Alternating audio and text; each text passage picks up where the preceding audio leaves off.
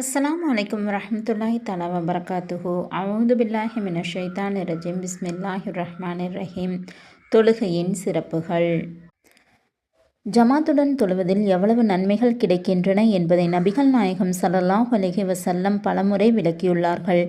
ஒரு ஹதீஸில், எவர் வீட்டில் ஒழு செய்து விட்டு தொழுவதற்கு என்றே பள்ளிவாசலுக்கு செல்கிறாரோ அவருடைய ஒவ்வொரு எட்டிற்கும் ஒரு நன்மை எழுதப்பட்டு ஒரு பாவம் மன்னிக்கப்படுகிறது என்று கூறப்பட்டுள்ளது. மதீனா நகரில் பனு சலாமா என்ற ஒரு கூட்டத்தார் இருந்தார்கள். அவர்களின் வீடுகள் பள்ளிவாசலிலிருந்து வெகு தூரத்தில் இருந்தன. ஆகவே அவர்கள் பள்ளிவாசலுக்கு அருகில் குடியேற விரும்பினார்கள்.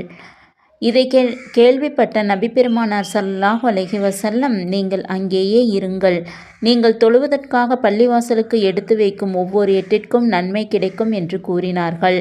வீட்டில் ஒழு செய்துவிட்டு பள்ளிவாசலுக்கு செல்பவர் எஹ்ராம் கட்டிக்கொண்டு ஹஜ்ஜுக்கு செல்பவரை போலாவார் என்று ஒரு ஹதீஸில் கூறப்பட்டுள்ளது. அஸ்ஸலாமு அலைக்கும் வரஹ்மத்துல்லாஹி தஆலா வபரகாத்துஹு.